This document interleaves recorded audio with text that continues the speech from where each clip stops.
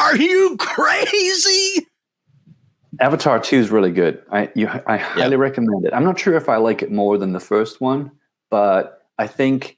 Was it good? Like it was different good than the first one, or more or less better or falling short of the first one? No. So the reason why I say that is because I love movies where the characters are introduced for the first time, because you get to know, I guess you get to know quickly who they are and all that. I don't really actually know why I like them, but I like movies like that. You get to see how they're made, basically, how those characters are made into the people they are at that point in time. But this movie goes into more detail about the new life that they have after, the events of the first movie. I think technically it's shot in a way that's evolved past the way that the first movie was shot. Like it's almost seamless. So if you watch the first one, which we did a week ago, and then you watch the second one, it's almost like you can't really tell the difference between the quality, which is good, because it's weird when there's like a movie which is so far advanced in CGI, but it's supposed to be a continuation of a story. So I thought that was nice, but at the same time, you can really tell how far they've come with the technology that they have, and the water effects are just like, they're photorealistic. So it's almost like just watching a video of people in the water and animals in the water. That's so cool. And I mean, I guess I won't be spoiling much to say that the humans come back, and there's a lot of fighting and violence, and it's tense, man. It's a slow burn. So I like the fact that he took the time to get into the stories of each of the new characters a little bit. That's what I like the most in movies, is when they really build those characters right. Because if you're going to have like 3, 4, 5 movies in an entire series, you want to like feel connected to the character, or what's the point? You're just going to have random events happening, and each movie becomes so standalone that there's no series. You could have just done 5 random movies. So I like being able to feel that you're vested in some way into the character and following their journey. And I really love the first movie and the world they built. So I take it, your opinion that the second movie is really good. I'm excited to see it. I really want to see how they progress it and, kind of finish this off over the next 60 years. 60. It's However all long about it takes James Cameron. Really good character development coming out as well, which is like, so this is a real thing. Like these franchises, they do last for a long time. I think that's what, Transformers 5 now, maybe, or 6 if you include the Bumblebee movie. That's a lot of Transformers movies, and I don't even know if any of them are particularly good, but we still make them. Some of them suck, but the Transformers franchise is fantastic. I'm not going to lie. And a lot of the movies I like, some of them I don't, but that's the point of building a good franchise. You can go so many different routes and avenues and explore so many different stories because you build an entire world, right? And a lot of it goes to the strong character development, like you had mentioned, when you feel invested, and there's a good backstory so that people aren't just like, oh, suddenly there's a random new character, or whatever happened to this guy, he just disappeared. It feels hurried. It feels unfinished. It feels rushed, like just a filler almost. So, yeah. Well, let's jump into the show. I think we can safely say that we're ready to cover the stuff that we are on this episode. I mean, we're going to go through the trending news, the noteworthy news. Let's say there's a lot to cover every week. And there's just no way to get it all on one episode. But these are the stories that I think we found particularly interesting. So the first one here is FBI response to the Twitter files, which I guess it's your typical government agency gaslighting scenario. And if you don't really know what the Twitter files are, we covered them in the previous episodes. Basically, on Twitter, Elon Musk has come forward with a bunch of journalists, and they're uncovering the collaboration between the platform and the government in terms of how they manipulated searches, how they manipulated topics of discussion just before and during the elections, which apparently really had a great impact. And here's the FBI saying, in response to these Twitter allegations of misconduct and also corruption, that basically everyone's a conspiracy theorist who believes in this. I don't know if that's not gaslighting. I don't know what is. What a crazy world we live in. What do you guys think about that? I mean, it's obviously very, very biased, right? Like when Twitter was still not under Elon Musk, everyone sort of bulldozed people who didn't agree with them, and we got suspended left and right, got our Twitter accounts scrubbed out and removed. And then now that Elon's there, the left are screaming injustice because they're afraid that the people they could censor are now finally able to speak up. And, you know, people like, for example, Taylor Lorenz, I don't know if you're familiar with her, the libs of TikTok's number one enemy, because Taylor Lorenz was doxing her. And so she got her account suspended.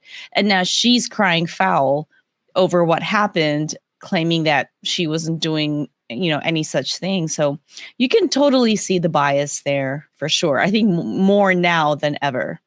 What do you think, Brandon? Yeah, there's definitely a bias. And also keep in mind the word conspiracy theory was actually coined by the CIA. So it's not surprising to see another government organization throw that out there to try and discredit people that are calling out, you know, government actions that they're taking. So I think that's, you know, the first red flag here. And then the second is the fact that they're getting so heavily invested into our social platforms and places where that we speak and share our thoughts and opinions. So overall, it's just not good. Twitter files rendition number 8, I think, is this the one that it came out recently? Ooh, geez, there's a lot. Yeah, there's quite a lot, huh? It's so hard to catch up. And also, I mean, can you call it a conspiracy if there's actual proof? You know, can you call it a theory? Right.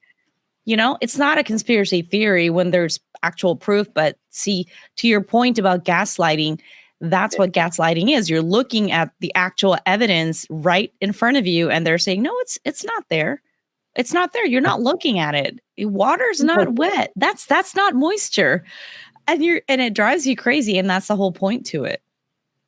I think we're missing a step somewhere in this process. You know, I don't know how it got to this point, but when something comes out that is so incriminating, it's almost impossible to say that it's not real. Then you have the person being, or the institution that is being blamed for said thing. If they respond and they lie and they say it's not true, there's another step that should happen there, which is, let's say, an independent investigation or some kind of follow-up to try to get to the bottom of it, because you've got two separate sides to the story, or you've got one side saying you did it and another side saying we didn't do it. So I think that's the step that's missing. And because of that, we'll make these allegations, or we'll try to uncover the truths. We'll get the evidence, and then the perpetrator or the supposed perpetrator will say, we just didn't do it, and that's it. And I think this is another example of when you have a gun, and the gun's bigger than any other gun, and you say, I am not what you say I am. Well, who's going to say, well, okay, I don't believe you. Let's go to war. I think it's really difficult when you're being intimidated by agencies that have just a really big gun. Mm-hmm. But isn't that the dilemma itself? If you did have a third party, which is, for example, what Project Veritas likes to do, is to, you know, expose people. They say, we don't pick sides, left or right. We're going to expose what needs exposing. They get silenced. They get canceled. You know, they get censored out, and they're just trying to do the Lord's work. You know, they're just trying to uncover the truth for us to have that information available to us, for us to decide. But it's people like that, actual fact checkers, not, you know, air quote fact checkers, who bring it into the light and expose the truth. But then people call them what? Conspiracy theorists. So it's a circular argument. Exactly. Oh, well. Next topic we got here is Jane Goodall. Do you guys know who Jane Goodall is? So, yes. You do not remember? They had a movie about her that Hollywood had some version of, where she worked very closely with, I think, chimpanzees and gorillas. So there was a movie about silverbacks where she was the one who was able to establish communication with them, and she she had all these organizations and efforts to help preserve their environment. She's actually a hero when it comes to that. But I'm so shocked she's like tag teamed with Greta Thunberg. Yeah, well, let's watch the video that I'm referring to when I'm talking about her here. She's at the World Economic Forum, and she's making the claim that, well, let me just play the video and we'll talk about it after. We cannot hide away from human population growth because, it underlies so many of the other problems. All these things we talk about wouldn't be a problem if there was the size of population that there was 500 years ago. We cannot. Sorry, that was my fault. I don't know what to say. Like, what is the year we live in today? Is it what have our IQs become?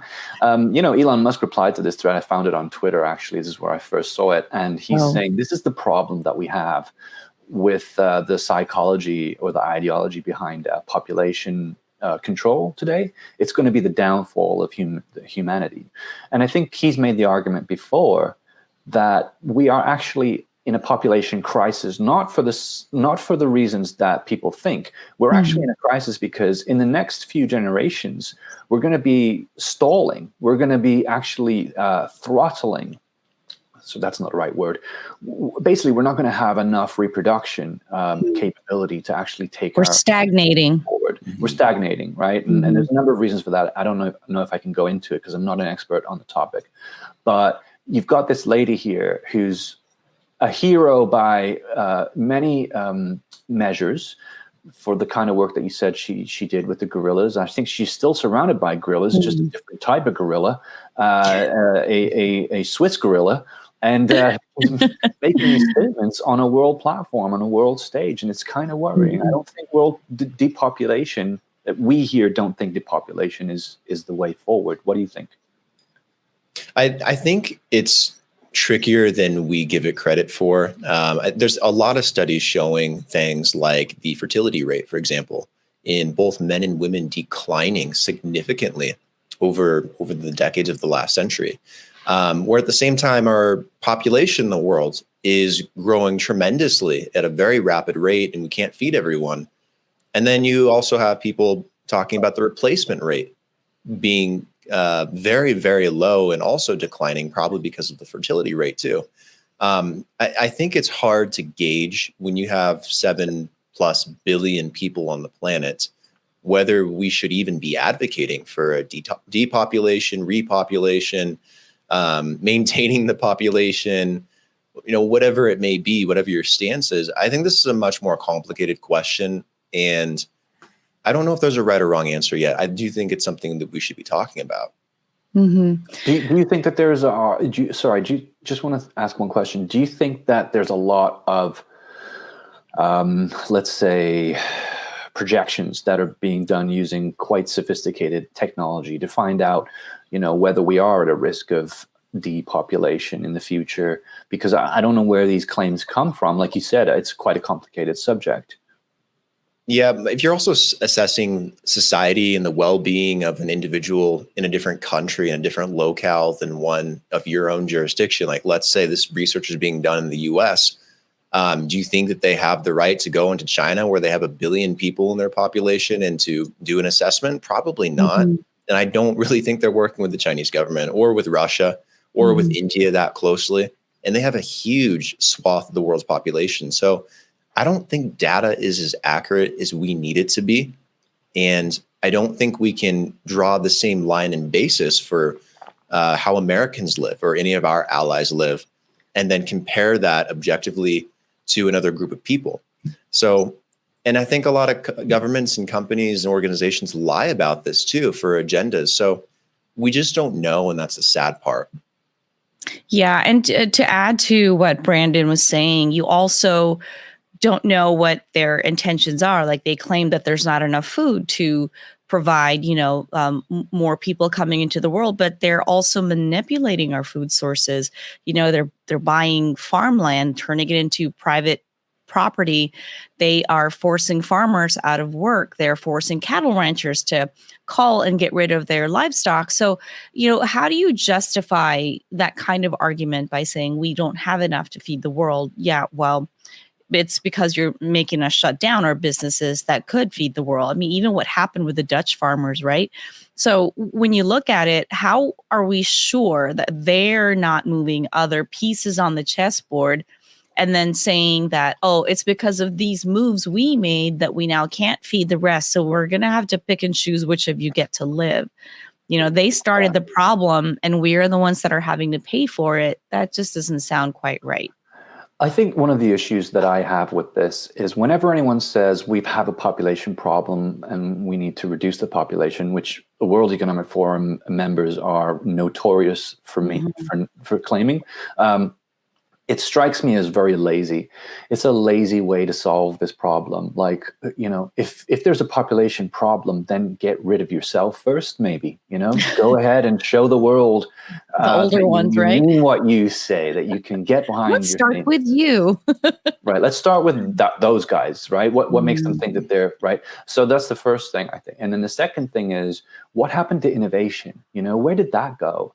I thought we were a particularly innovative species. I thought we could adapt well and we could evolve and we could, overcome obstacles in creative ways. I think we don't have an overpopulation problem, even if there is, signs that, the world's resources are being consumed at an alarmingly rapid rate.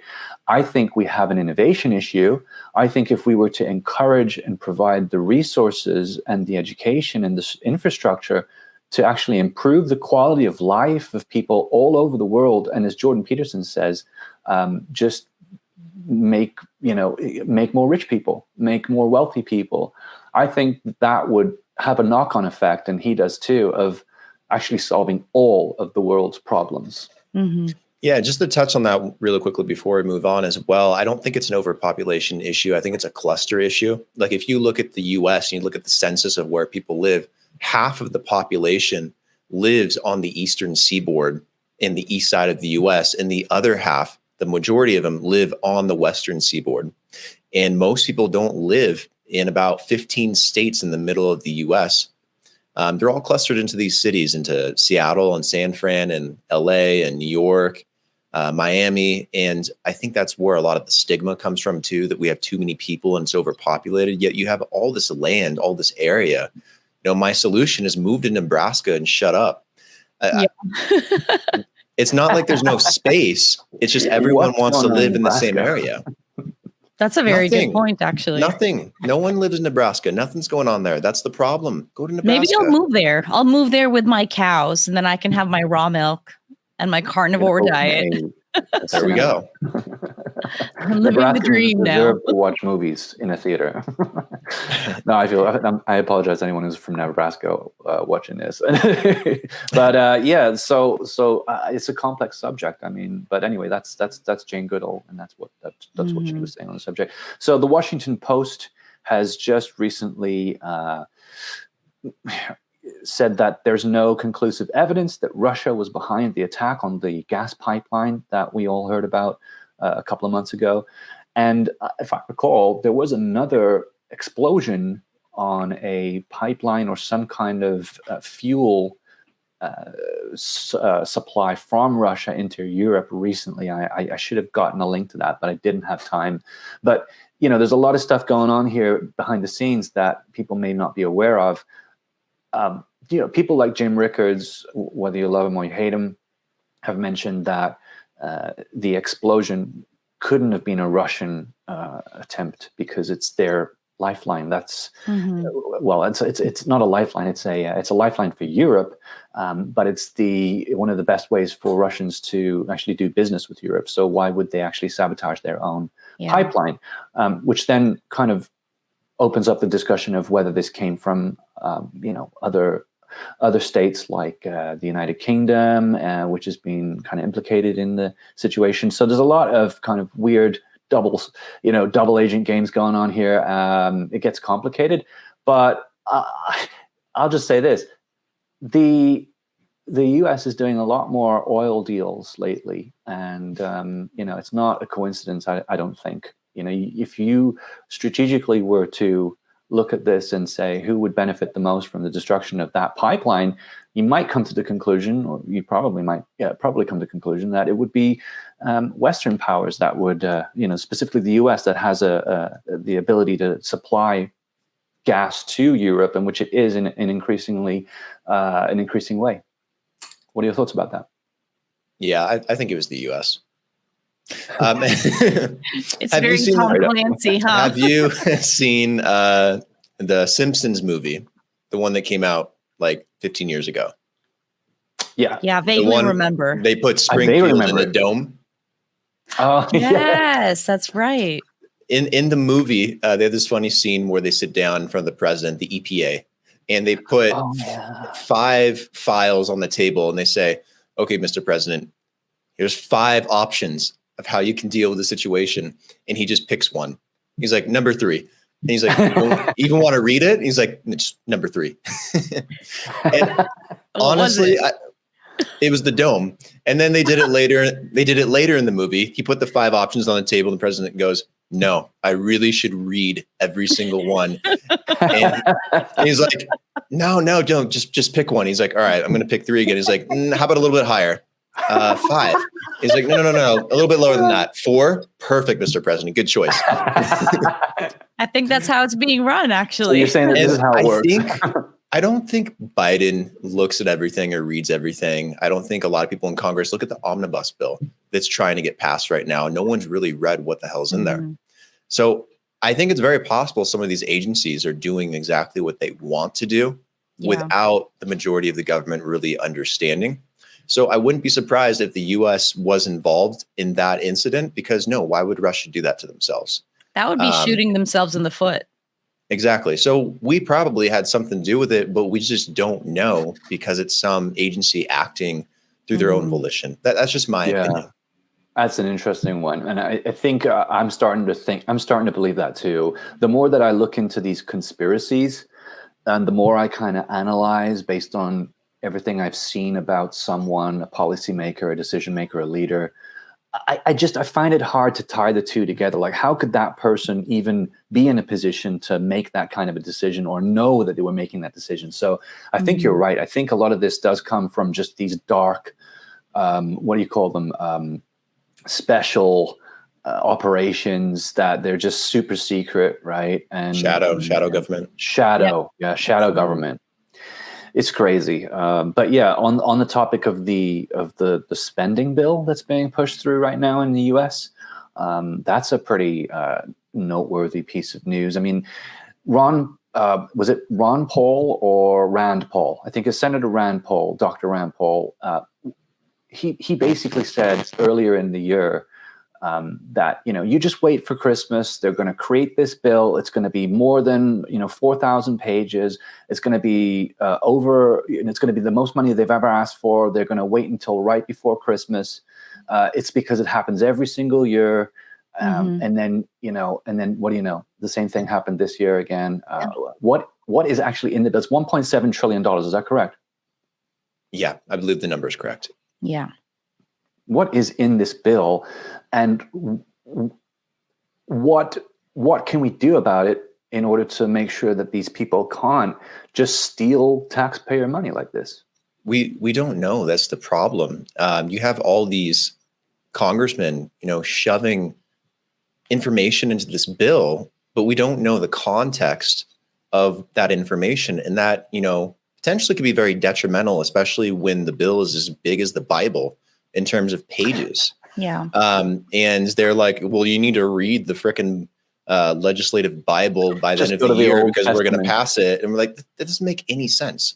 Instead of shoving this through by the end of the year for the sake of legacy, why not just pass a smaller bill, 500, 250 billion or something that makes a bit more sense, that we do all the frickin' time, and then work on a much bigger form of legislation in the new year. But they don't want to do that. Because they don't can't want to do that stuff in. because they don't have the House anymore. They don't have the Congress. Yeah, that sounds like a very reasonable solution to this. It sounds like it's almost like a design issue with the process of doing these bills. I mean, it's a simple engineering problem. You come in and you say, well, what's the biggest what are the biggest challenges? And then you just reverse engineer a plan, which will get rid of them. It seems so obvious and logical. And I see so many conversations about discussions on how we could fix these problems. I don't think that's the problem. I don't think that's the conversation that needs to be had. I think the conversation that needs to be had is, are these people criminals? Are they acting in criminal ways? How can we prove they're criminals? And then, let's get that process underway, because they're always going to oppose any kind of improvement to the system if it means that they're not going to be able to do the criminal activities they're doing. And in large part, Americans feel really helpless about the whole thing, because they don't feel like even media is on their side to let us know, to inform us about these things. You can see that in the presser that they had, where I think it was Kevin McCarthy. He said, you're a journalist, like this should concern you. This isn't just supposed to concern whether you're a conservative or a Democrat, or, you as a journalist, as an American, you should be curious what this bill contains. What's in it? Why are we spending so much money? How does this affect my quality of life, my children, my family?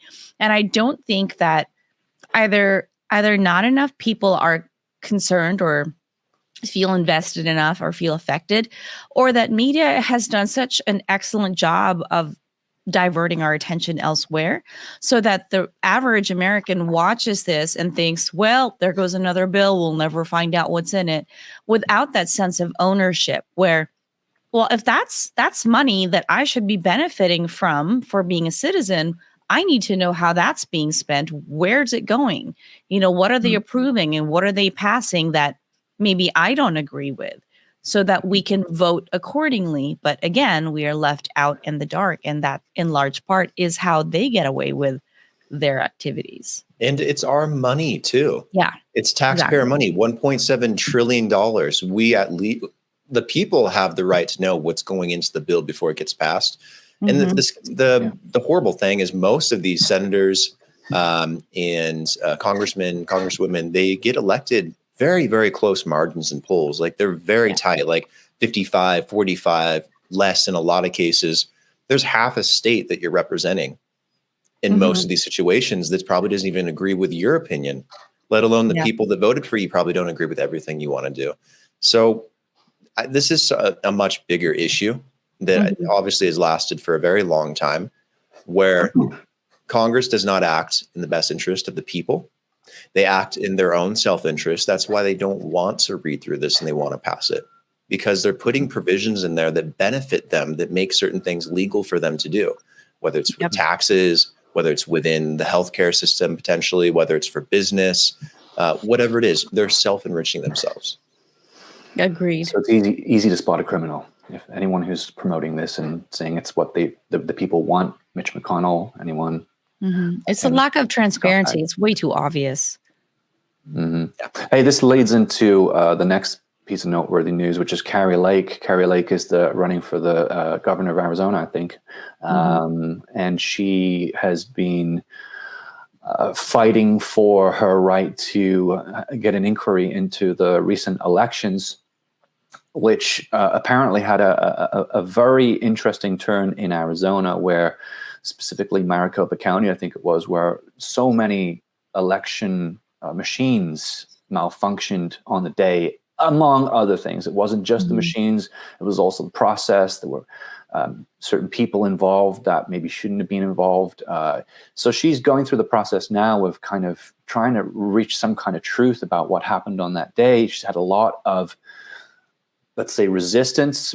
I think it was Katie Hobbs who somehow is in charge of managing, or was in charge of managing the polling in that county. She was overseeing the elections, where she's also a running candidate. Exactly. Let's take a look at one of the witnesses who's testifying in this investigation and what they had to say. I would say, there's only 17,000 roughly votes separating the two candidates for governor. Based on what I saw on election day, I would say there's no question in my mind that had there not been tabulator issues at 132 vote centers, this election would have ended up with Kari Lake winning.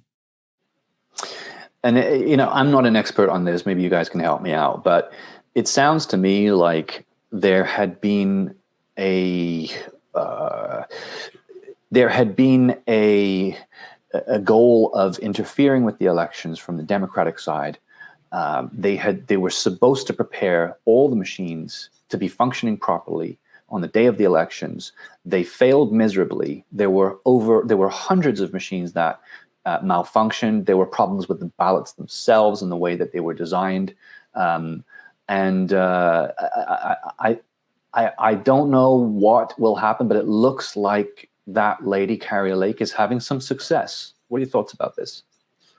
Potentially, they're going to suppress this as much as possible, not probably at the state level, but at the federal level, because I do think that there's some serious allegations of rigging. I really do.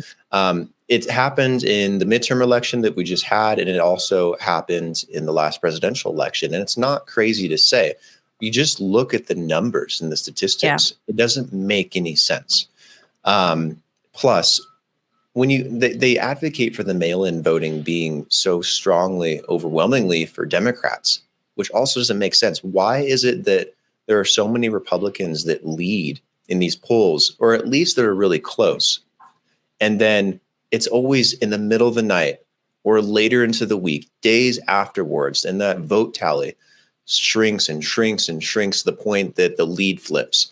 Then it grows and it grows and it grows. And it's like, is it like 99% Democrats that submit mail-in votes? I don't believe that. I think a lot of Republicans do too. I know a lot of Republicans that do. And then these machines across the country, not in just Arizona, have had tremendous issues with tabulating votes.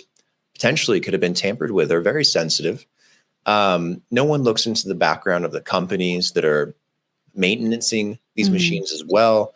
Who's running these voting offices? There's a lot of questions to be raised. And if they are able to recount those votes in Arizona, and if Carrie Lake does win, then they'll set a precedent that can be carried over to other states. And they don't want that to happen, because if that happens, they expose the entire election rigging scheme, conspiracy, however you look at it. But I think it is a contagion right now.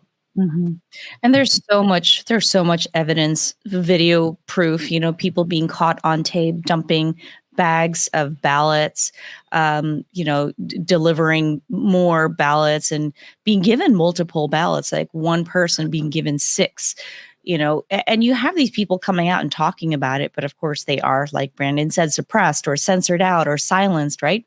So what do we do? Unless we get the journalists doing their jobs again, remembering who they are, remembering that they should be on the side of we the people, then it's going to be a constant uphill battle for us, because we can't, the average American, we can't just stand out in every polling station. We can't capture everything on our own. And so that's why we have eyes and ears to do that for us, but even they are in on it. And, to your point, Brandon, about these machines, there was the same problem in the Philippines with the presidential elections. They're saying that, for example, the Smartmatic or the Dominion voting machines were owned by a private company that was in the pockets of a certain politician. So, yeah, you have the deep corruption. The corruption goes really, really deep, and the pockets are deep as well. And so people, for example, when they say, well, can't we just show up and vote? No, you just send your mail in the ballot. That in itself is already sketchy. Like, no, I want to show up and put it in there myself, so I know that my vote doesn't get tossed out and replaced by some bogus vote. So it's there. It's plain as day. But again, the gaslighting. Oh my God! Yeah, let's hope that there's some justice come to this. I think we're all hoping for that. The last piece of noteworthy news I have today is a lovely video from Canadian government, a Christmas video about Santa's helper telling people to get their vaccines. Take a quick look at this and just prepare yourself, because this is Oscar-worthy performance. So I'm just doing my yearly call to the North Pole for Santa's holiday health check.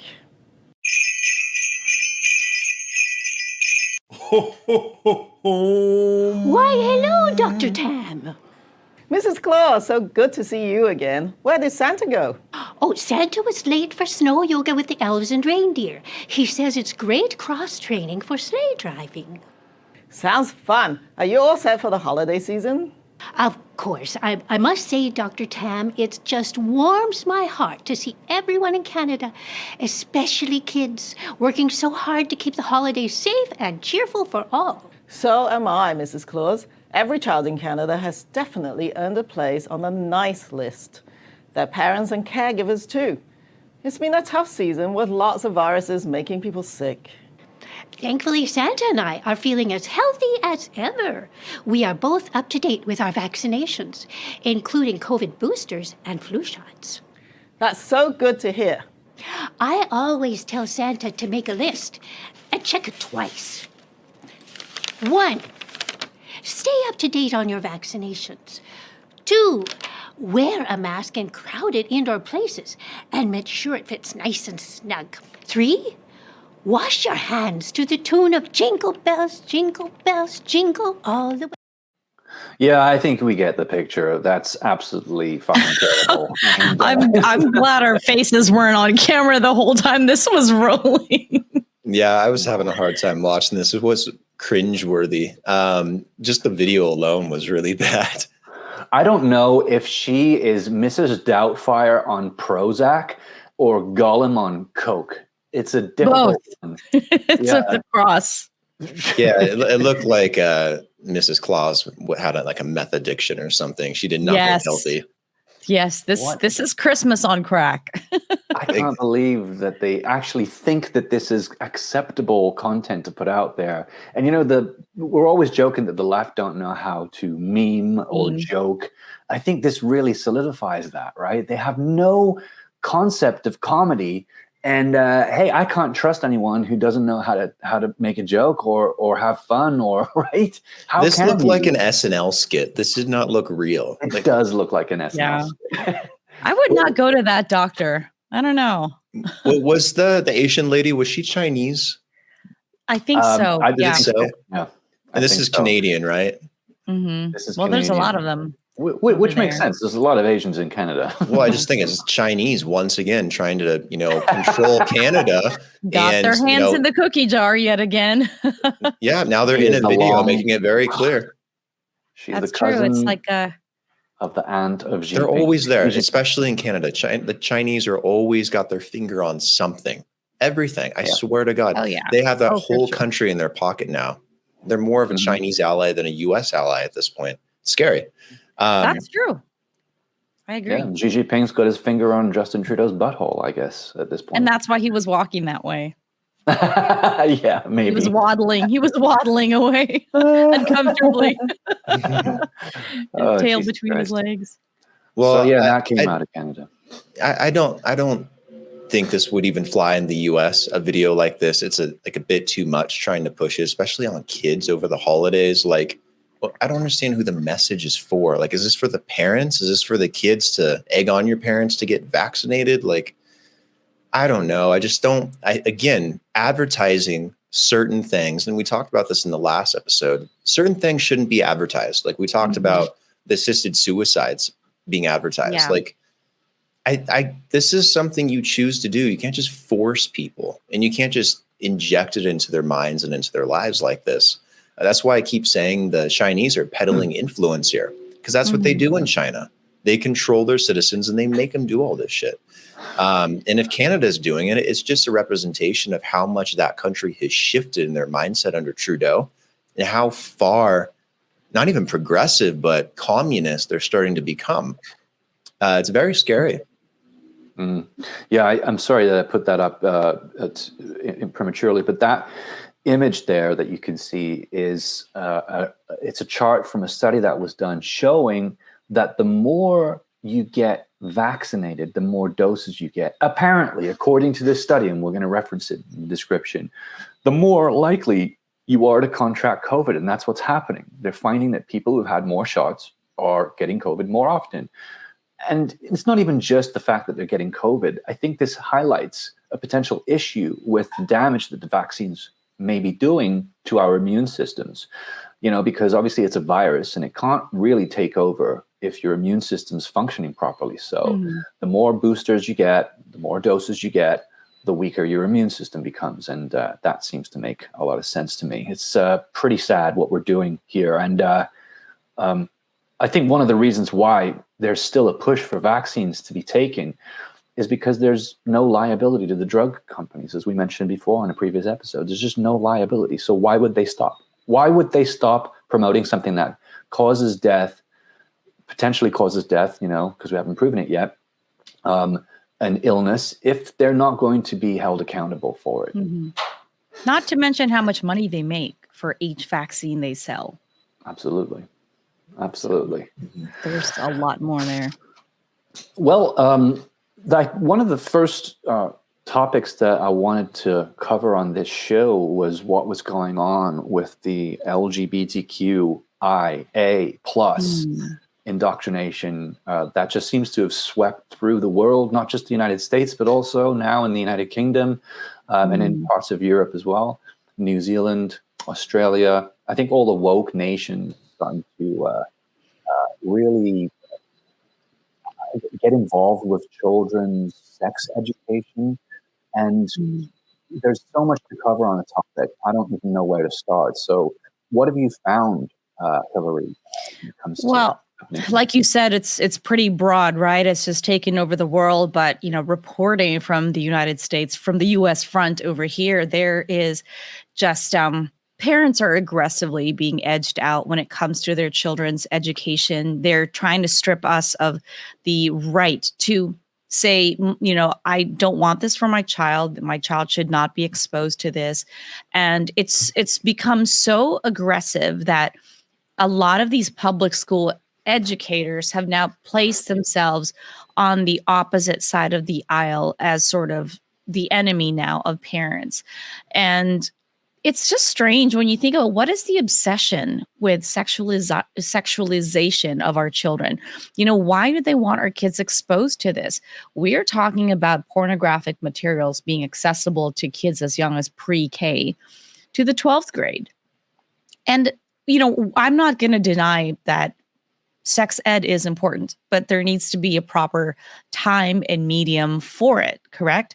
But now what they're saying is, kids are sexual from birth, and so they should be taught that at an early age, and which we all know, even by instinct and by design, is not true because we try to keep kids as innocent as possible.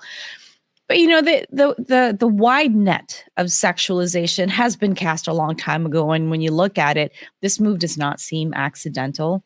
It's very orchestrated and it's very, very well coordinated. Let's take a look at Michigan, for example, right? It's not just one organization. It's not just a few teachers or like a rogue teacher or maybe like a teacher with a weird fetish for kids. We are talking about the Michigan Department of Education, the Michigan Organization of Adolescent Sexual Health, or MOASH. This is funded by George Soros. So again, he makes an appearance, right? And then you've got the Michigan Intermediate School District with teachers' unions and the Democratic Party all pooling their efforts together to push this agenda. So in 2019, Lori Beckhofer, she's the founder of MOASH, she created the Sexual Health Education Guide, which was aggressively promoting what's called the Comprehensive Sexuality Education, or the CSE. And what this is about is trying to figure out, how do we skirt around parental rights when it comes to this? How do we keep parents in the dark without breaking Michigan's sex ed law? And this is a very intense effort that they've put in it. So in the school year 2019-2020, they were already using the methods outlined. They started flooding all of a sudden just Michigan schools' classrooms with these posters, these infographics and all that. And in 2019, November, there is what's called the Report to Inform Legislators, where they outlined the plan that had already taken place. It was already in play. They wrote down the organizations, bureaucracies involved, and they were warning parents that, hey, listen, this is what they're going to do. This is what they're trying to implement in the schools. And they're also going to make a move towards medical care within Michigan schools that will not require parental consent. We're talking radical sex ed, school facilitated abortions, alternative gender identities without parents' notification or consent. And it's so scary. It's too much, too early sex ed that our kids, their brains can't handle this. And so when I look at this, right, it reminds me of what happened in California. Do you guys remember when they started implementing statewide in California, the whole there was a no opt-out allowed. In fact, I think I have a film for you there, Clement, to share with us. They were using California taxpayers' money to basically cut parents out of their kids' education. They're saying, we're going to teach them all these things and you have no choice. You cannot opt out of sex ed. Either your kids are in school or they're not. Either way, they're going to be exposed to this. Let's take a look. Yeah. The curriculum that they were teaching to our junior high and high school kids. Yeah, that's when things changed. And when we saw the illustrations and some of the support material that's provided in Positive Prevention Plus, some of the websites and the books that they recommend to support what's being taught to our kids, it's pornographic. They talk about anal and oral sex as an alternative to regular sex because you can't get pregnant. They talk about mutual masturbation. They discuss gender roles, the gender spectrum, and in the support material, which is provided to teachers and students to accompany the curriculum, they take it even further. They discuss everything, topics like role-playing for different genders, blood play, dental dams. I don't even know what dental dams is. I had to look that up. Fisting is mentioned. I mean, they mention it all, and it absolutely has no place in a sex ed program for kids. I mean, even as an adult, you're not necessarily inclined to do all those things, and yet we're pushing that on children who don't even know what they want for lunch the next day. What do you guys think? Like that's a lot to put on our kids, and to say that parents have no right. If I had a kid, obviously having the sex talk at some point is important, but Jesus, I'm not going to tell my 10-year-old that, if you really want to, you can shove it in her ass or put your fist in her vagina. Like, those are things I think that they can figure out when they're adults on their own if they want to explore it. I don't think a 10-year-old or younger, pre-K, needs to know that kind of stuff. If anything, it should be the absolute basics, and it should be done at home, not at school. It should be done within that microcosm, not in a school system where it's paid by the state and anything could be taught to your children. I just think it's wrong in so many ways. I remember this genderbread thing in Florida like 6-7 months ago or something like that. DeSantis was like decrying and then they got like banned or something. Yeah, I think we have a video of that too, right? Yeah, and they had like the school board was teaching what the genderbread man was and all the genders of the genderbread man. And yeah, it's in one of the video clips. I think that's the one. For preschool. Minute 21:06. I think that's the one, the last one I sent to you. They talk about that, and they discuss too, if you can't get like a toy, what's a good household vegetable to use? Oh my God. Yeah. Do you have that one on I here? wasn't able to get that video, but that is insane.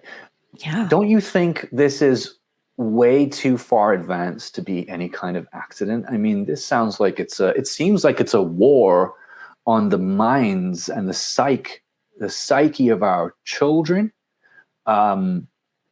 There are obviously very weak parents that are further fueling this to become an even bigger problem than it should be.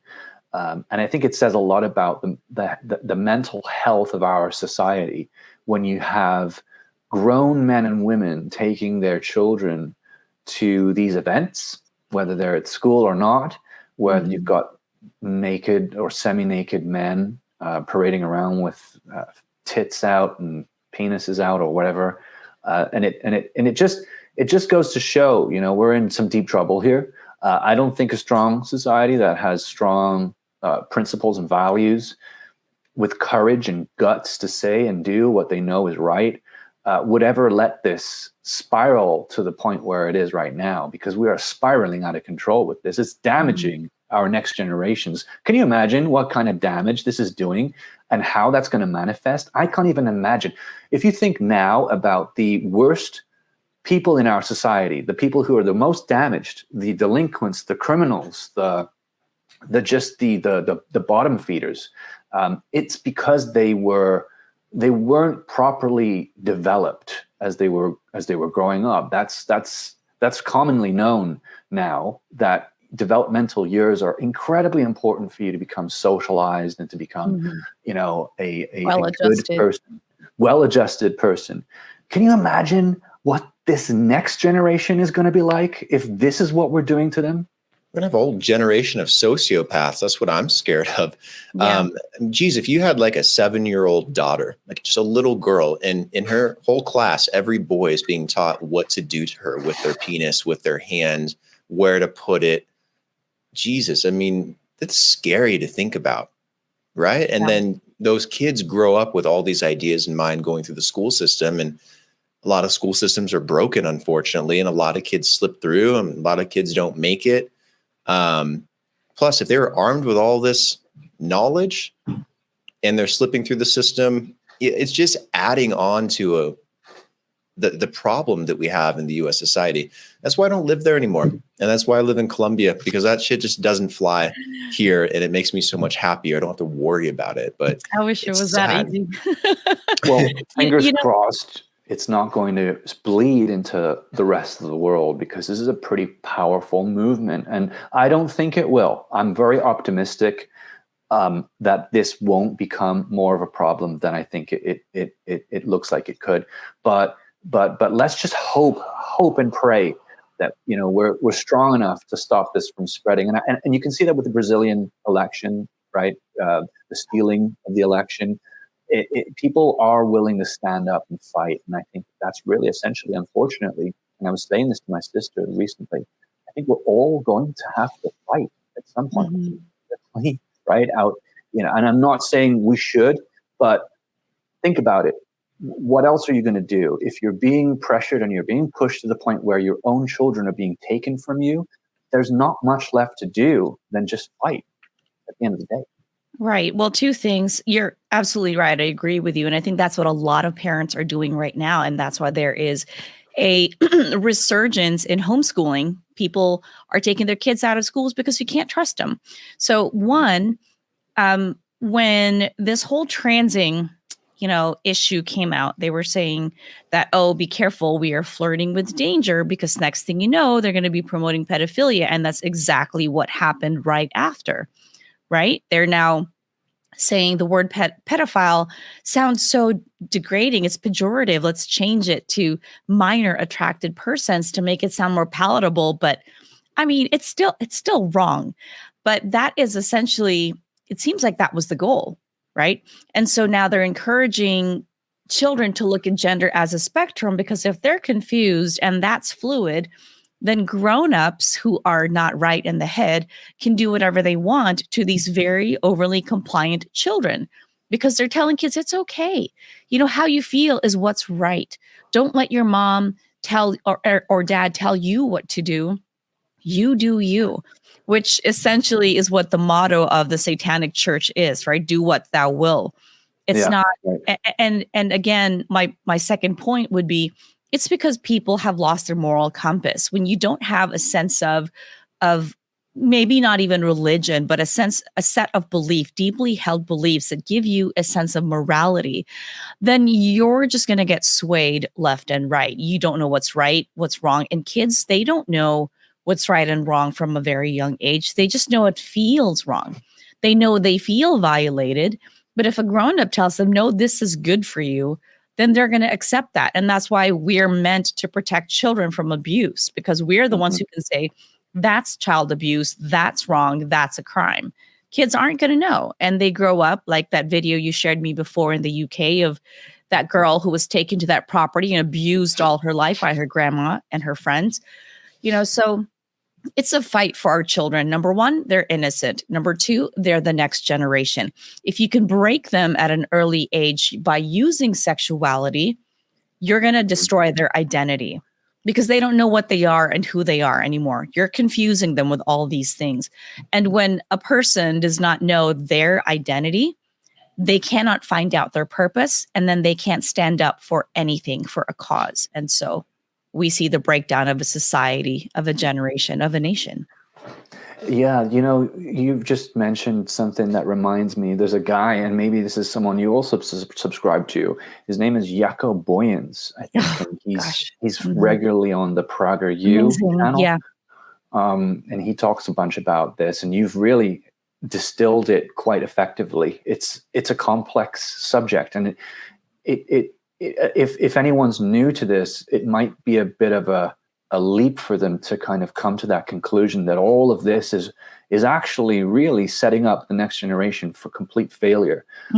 But if you look into it and you understand it, I mean, Jaco goes into explain how Nazi scientists after the Second World War were working with scientists like Kinsey, the acclaimed sex scientist of the 50s, I believe, on children's sexuality and how sex affected children, and that's one of the conclusions they came to, is that you can really effectively control children that are sexualized. So I see this as a war on children, and if there was ever anything to fight about, right? Anything to stand up for, this would be it. I mean, you could name a whole list of other topics and crimes and infringements that are super important, but there's something so sacred about children that I think this takes precedent over everything else. So, let's keep talking about this as it progresses. Hopefully, we start to see light at the end of the tunnel. One would hope. And that's why we got to, take a hard stand when it comes to that. And this is exactly why I've continued to homeschool my son. And his screen time is moderated. He gets 20 minutes of video games. He does not have unfettered access to YouTube, none of that sort. And even among his friends, he has the self-discipline to say, no, I don't want to watch that, because I've explained it to him. I said, when you see things that you're not ready for, it will destroy a part of your ability to decide later on. And it's going to give you feelings that will rob you of, joy and peace, because then you're like, what do I do with this? And you can't undo that. And so when you give them the reality of the dangers, you also give them a sense of agency where, well, she's not saying don't do this just because I said so. She's doing this because there's a reason. So it helps empower them too when you let them know what the dangers are. Yeah. Well, Brandon's a popular guy at the moment, I think. Apparently, I don't know where it's coming from though. It's your stowaway phone for emergency. His burner phone. Yeah, burner phone.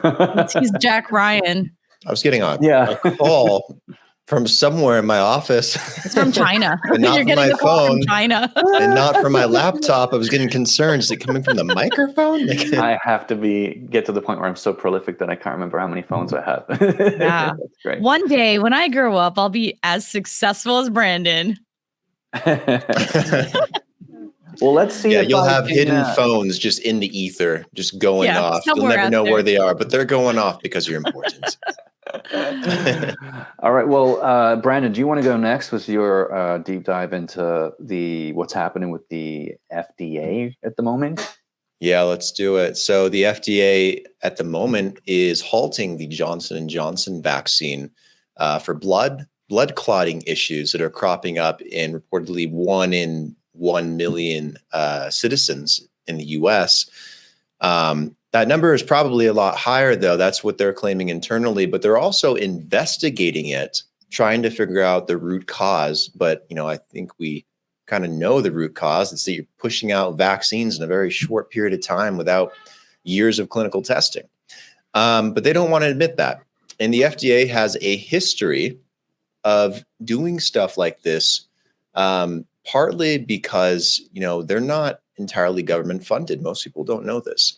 The FDA is actually funded by corporations through something they call user fees. And these user fees are assessed for different parts of the industry that the FDA regulates. And depending on what statistic you look at, it's anywhere between 50% to 75% of the entire funding of the FDA is funded by private organizations and big pharma, which creates a huge conflict of interest given the fact that they're the ones that regulate these companies. On top of that, the FDA also has a history of drugs that they don't test. So these pharmacy companies, big pharma, they do all the testing themselves, all the clinical trials. They hand it off to the FDA, and the FDA just stamps it. Essentially, that's what they do.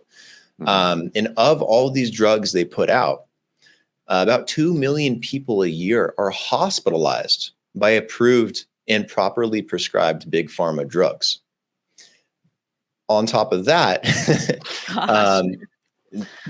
over the last more than decade, I think, the amount of applications for new approved drugs by the FDA has risen from 38% in 2005 to as high as 61% in 2018, the last time it was assessed. So not only are they being funded, but applications are going through faster. Drugs are failing at a faster rate.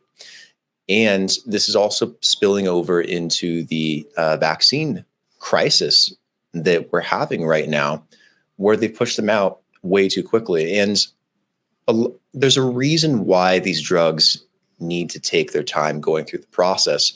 A lot of drugs that come out, whether they're over the counter, whether they're prescribed, they take anywhere between 8 and 10 years to get full clearance before they even get to the market. And I learned this when I was in medical school. There's a process that these big pharma companies have to get drugs to market and commercialized a lot faster. And it's really important given the fact that the FDA won't allow them to even advertise for 4 years until after the fact that they're put out into the market.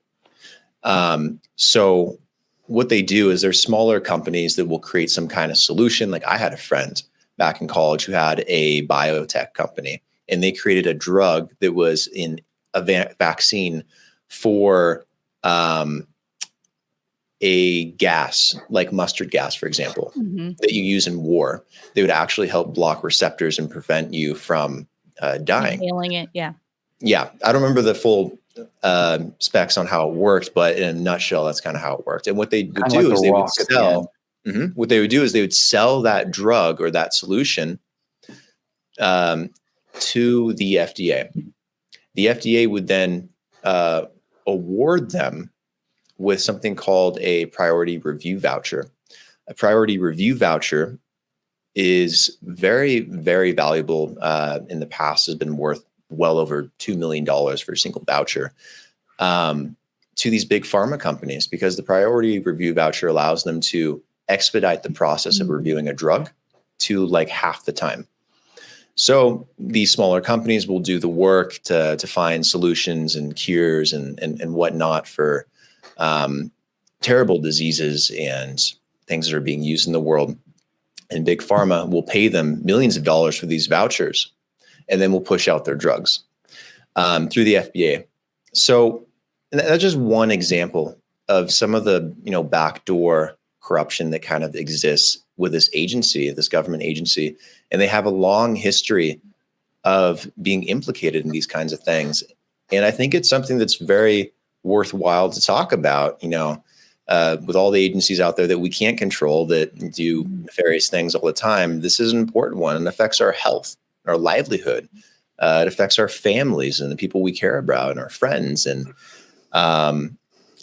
the last thing you want to do is have health continually decline. Like COVID is one major example here where they're pushing out something and are negligible for it, even the big pharma companies.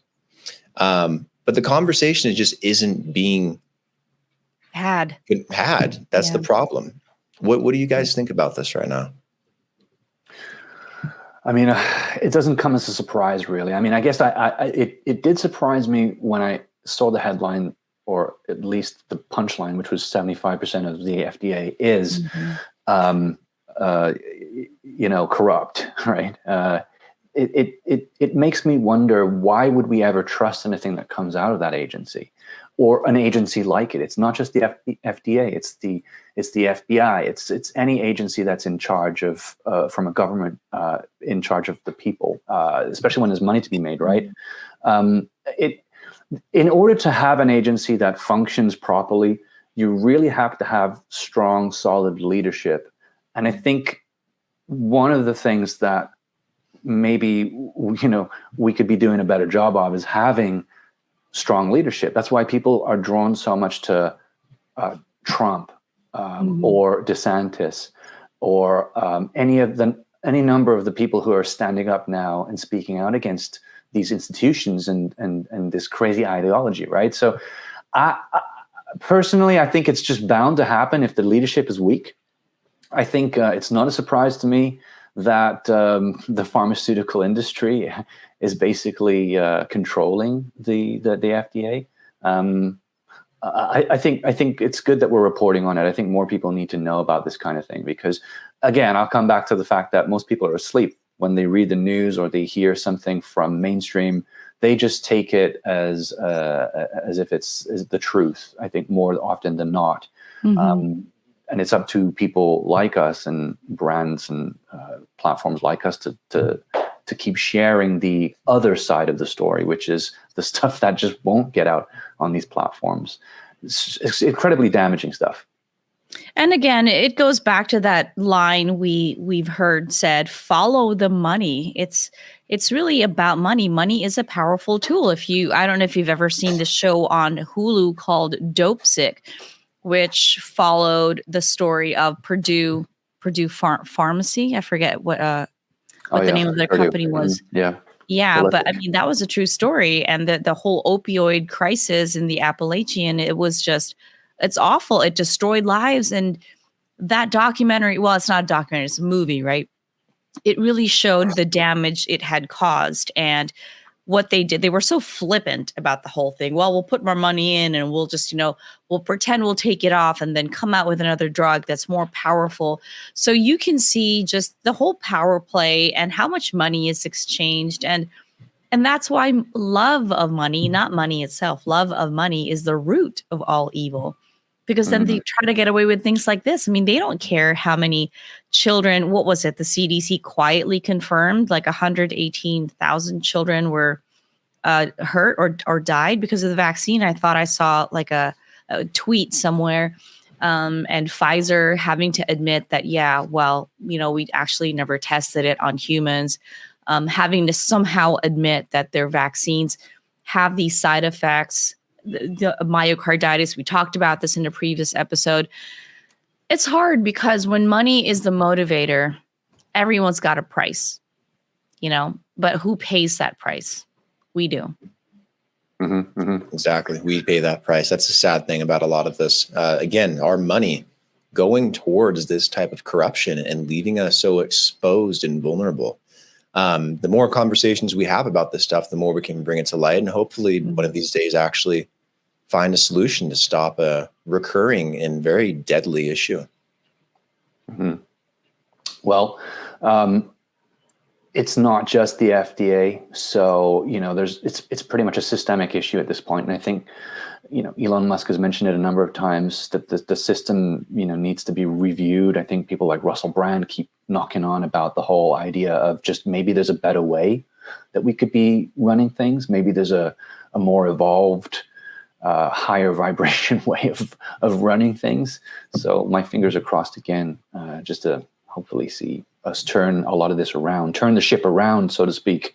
Okay, well, the final story, I guess, that we want to cover is the Lensa app, or more specifically, more broadly, let's say, the whole topic of AI-generated art, because it's taking the world by storm. I've used the app. I know you've used the app, Brandon. I'm not sure if you've used the app. I have not given in. I refuse to give in to Lensa. Well, I admire you for that, because I I'm just a real sucker for like trends. No, I'll be honest with you. I wanted to see a better looking version of myself, so that's why I did it.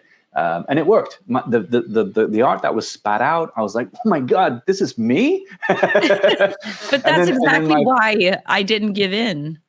Right. Okay. You didn't want to start to wonder, why don't I look like I don't want to be, I don't want to be dissatisfied with the me that I'm stuck with, the me that I have. And it worked so much on me.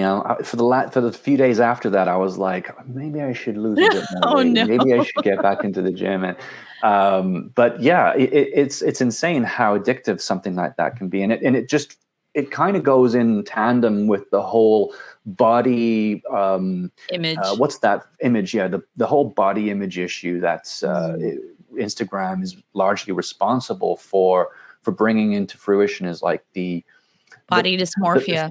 The thing that people, I think we are getting to the point now where it's almost not normal to have some kind of filter being used on your photo or an enhancement, an actual real life physical enhancement. I think that's just such a normal thing now.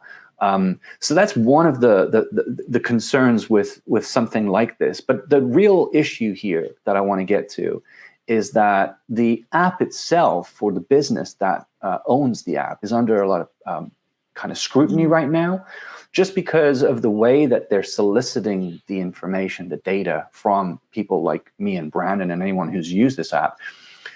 Essentially, they are kind of being accused of robbing artwork and likeness and identities and being able to use those to benefit from and make money from, which I guess is a kind of an isolated issue, but it has broader implications in terms of, a number of things.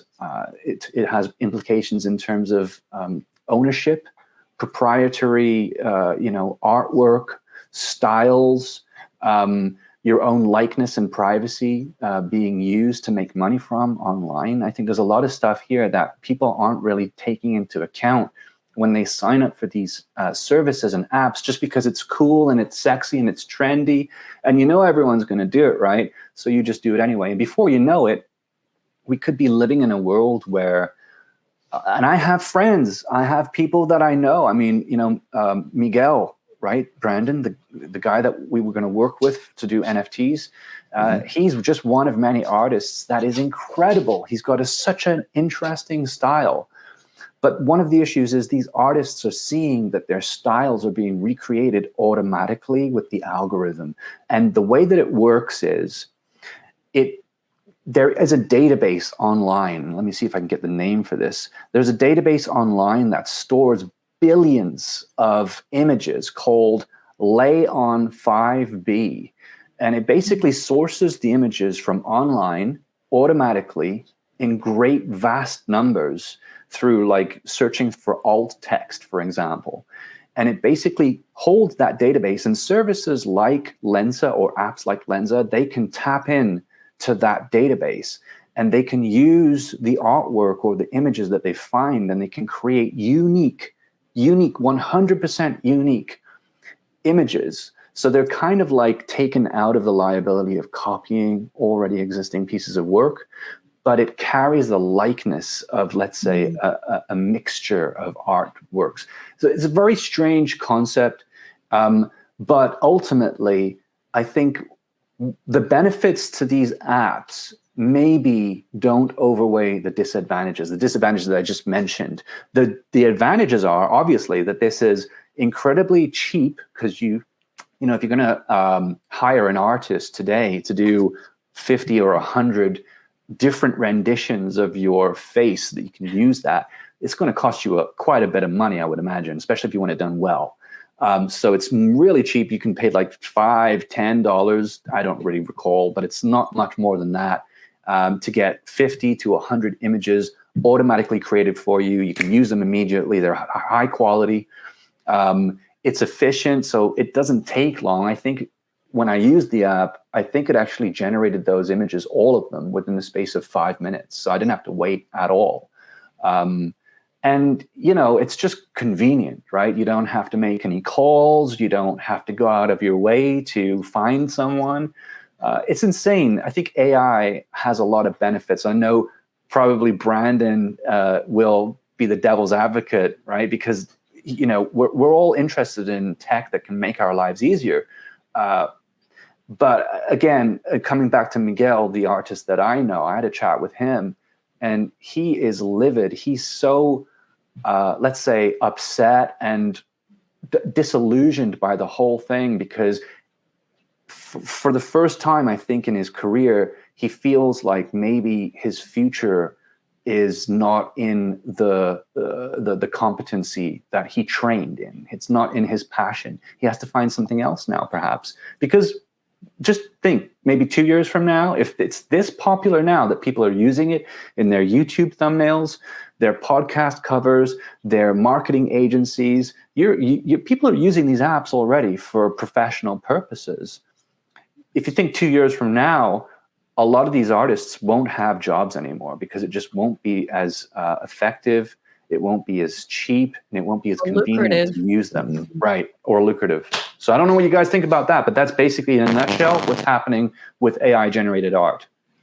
I got this like little Alex Jones voice in my head just screaming that this is like some Chinese PSYOP clone creation program that Lensa.ai is working with, or something crazy like that. I don't know if I have like anything bad to say about it, other than the fact that I don't think it's really AI. If they're stealing images and someone else's artwork and overlaying with your face, then that's an algorithm. That's not AI. AI would be able to create something completely unique from scratch. We'll be able to take inspiration from something, but not, copy and overlay in, something very basic and simple. Mm-hmm. So this is an algorithm, first off. So sorry, people. Let me counter that.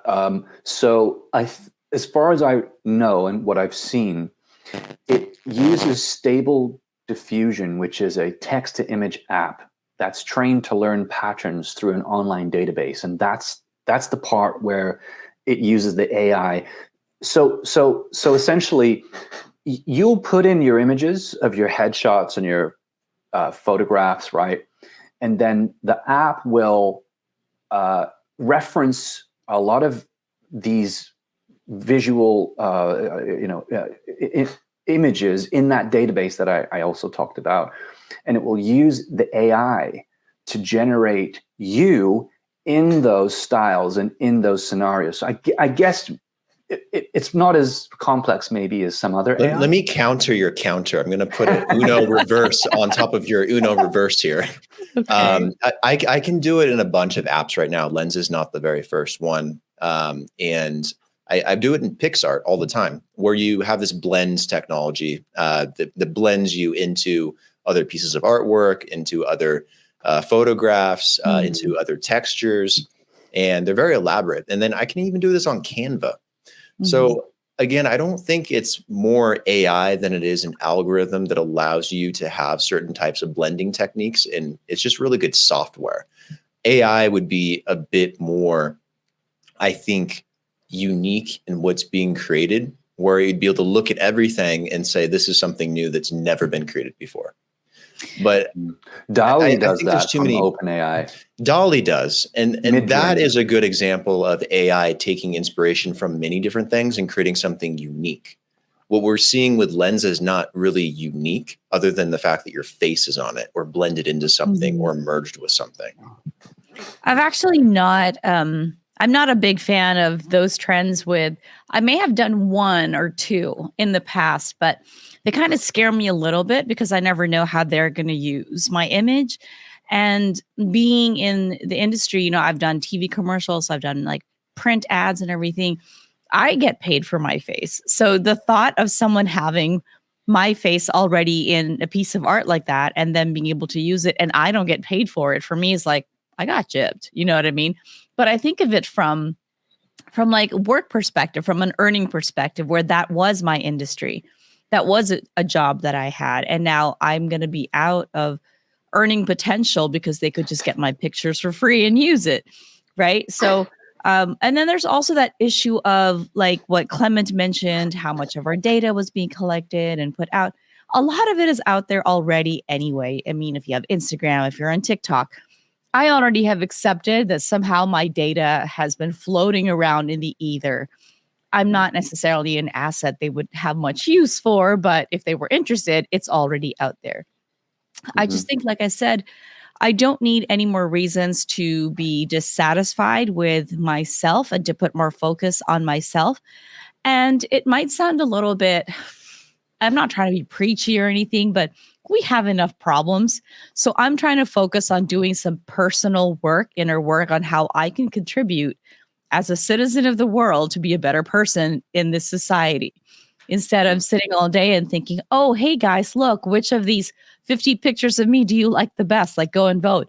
I'd rather be like we did, like what we did, like what you guys did, like Clement and I, what we did. Yeah, exactly. But put more effort in. I've got limited time. What can I do with it? Let's talk about these things, sort of thing. But I have to say, I did have fun looking at everyone's pictures, and I thought they looked amazing. I was this close to trying it out. I do have PixArt though, which I pay for yearly. I like Pixar. Pixar's pretty good. Yeah. Yeah. I never used it before. And they have all the same features too. Like they have a lot of stuff where you can go in there and you can merge all kinds of photos, textures, change your background. blends, Yeah, it's amazing. backgrounds. Really, really handy. Yeah, I think this is more importantly, aside from the whole is this AI algorithm type of situation, the effect I think it has on kids and teens and young adults, especially girls. Social media has a very questionable influence on young women, I think, and the way that it makes them think about their body and who they need to be and how they need to compete with other women out there. I don't think it's healthy. I never have thought it's healthy. And augmented reality has suicide too in their cohort compared to men, and depression, and leads to prescription drugs and overdoses and weight loss, all kinds of problems. And augmented reality lately has added on to the facial feature part of it with lenses through Snapchat or filters on Instagram. And they're just not who they are. Like you see them in person and they're one person, and you see them on social media, they look completely different. They have like a whole new persona, whole new personality, like they're a whole different person. And stuff like this, unfortunately, will only amplify that. I don't blame Lensa tremendously. It's not their fault. They're just one thing in a giant trend.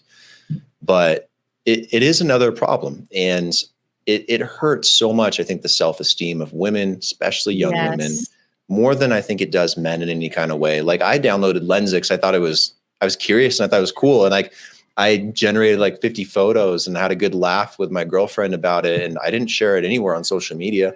Sent it to a couple friends. I think I sent it to Clement. Up here. Come on, give us here, one. Look, I'll show you. Up here.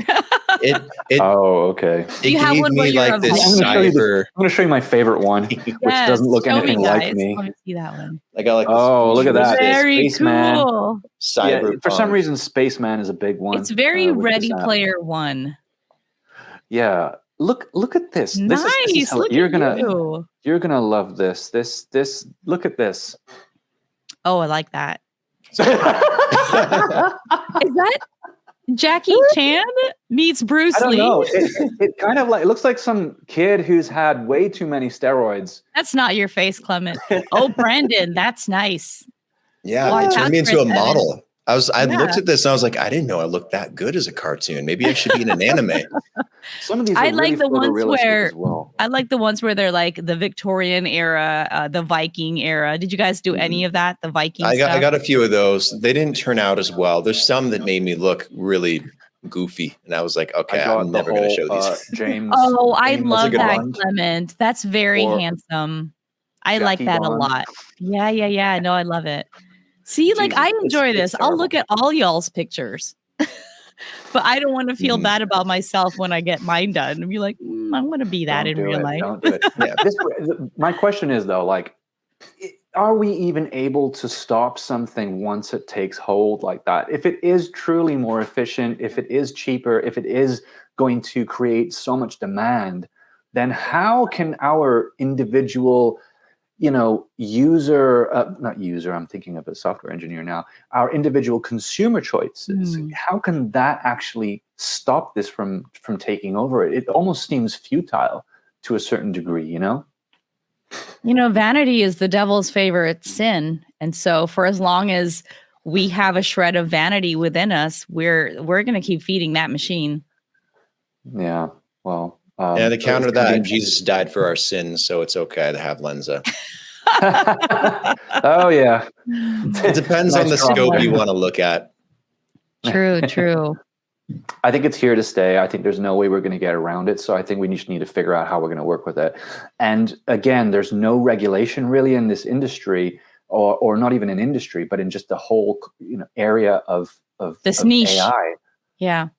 There's no real regulation. And I think one of the things we first need to do is establish what are the rules of engagement when it comes to playing with AI and things that could potentially wipe us out. Yep. Not to finish on a on a grim note. We really need to add a section of good news to the end of the show, so at the very end, leave not feeling suicidal. How about the fact that it's almost Christmas? We got what, 3 days. Yes, 3 days. What are your plans? What are you guys doing for Christmas? I will be having a Colombian Christmas once again this year, but much more Colombian because I will be with my girlfriend's family for Christmas Eve. She has a very big family, so there'll probably be a lot of alcohol, a lot of food. Very fun, yes. So I'm going to have a very cultured Christmas. It'll be cool. And then Christmas Day, we'll probably just relax, do nothing, eat recover cookies, from the fat, hangover, watch movies. Yeah, I love that. What about you guys? What about you, Clement? This Christmas, we are going to be not doing anything crazy. I think we're just going to sit and eat and talk and drink and all that stuff. My mother was just telling me earlier that she's excited to have her snowballs on Christmas. I was, what's a snowball? Because it could be anything, right? And she's like, well, it's this cocktail. It's got this and it's got that. And it's like, oh, okay, I get it. Right. You're excited about the alcohol on Christmas Day. So we're not really doing anything crazy, but it's gonna be fun. It was snowing here, and all the British people could talk about was the snow last week. So I feel quite fulfilled and satisfied that Christmas has at least had a bit of snow in it for me. Oh, nice. Well, what about you? I'm watching the wind just blow all the snow off the roofs of my neighbors. It's very cold here, you guys. It's tundra of death everywhere I look. It's going to be a very snowy, very cold Christmas for me. We're also going to have it very low key.